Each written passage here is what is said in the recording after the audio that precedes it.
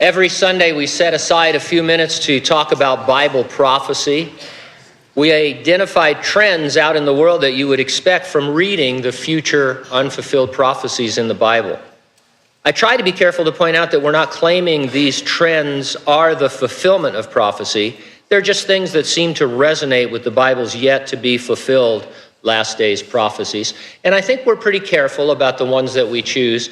I follow a bunch of prophecy websites, and there's a danger of trying to make everything seem to fit into prophecy. And so whatever happens in the news, whether it's in the United States or in the Middle East or anything, we're trying to see a correlation, but that's just not true.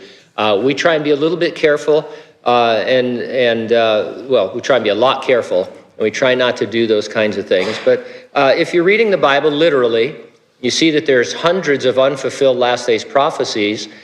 Something has to set the stage for them to become true, and we see those trends, and it gets us a little bit excited because we understand that the days are short.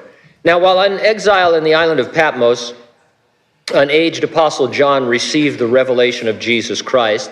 Perhaps the most well-known prediction is that of people needing what is called a mark on their hand or forehead. Without it, people cannot buy or sell anything or conduct any real business, and they'll be kept. It'll be their identity, basically. Over the centuries, scoffers seem to have the upper hand, so to speak. Seem to be a ludicrous economic model, totally unattainable. I mean, how could you ever have such an economy where everything was tied in together? Today, however, it sounds exactly like biometrics.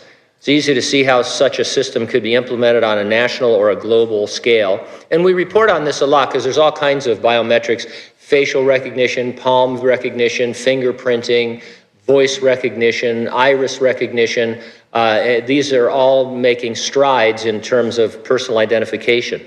I read a few articles this week about a breakthrough called AI skin, AI standing for artificial intelligence. One version of it is called Skin On. Here are a few excerpts from one of the articles. In a study, researchers created a phone, computer touchpad, and smartwatch to demonstrate how touch gestures on Skin On interface can convey expressive messages for computer-mediated communication with humans or virtual characters. Artificial skin has been widely studied in the field of robotics, but with a focus on safety, sensing, or cosmetic aims. This is the first research we are aware of that looks at exploiting realistic artificial skin as a new input method for augmenting devices, said Mark Tessier, lead author of the study. This work explores the intersection between man and machine. We have seen many works trying to augment humans with parts of machines. Here we look at the other way around and try and make the devices we use every day more like us, more human-like, said Dr. Anne Rudot, associate professor in human-computer interaction at the University of Bristol, who supervised the research. It may not be long before these tactile devices become the norm.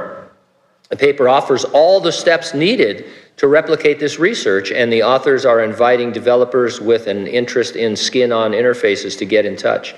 I'm going to put our groundskeepers on this.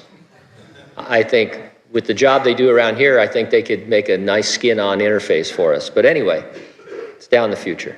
Researchers say the next step will be making the skin even more realistic than it is now. They've already started looking at embedding hair and temperature features.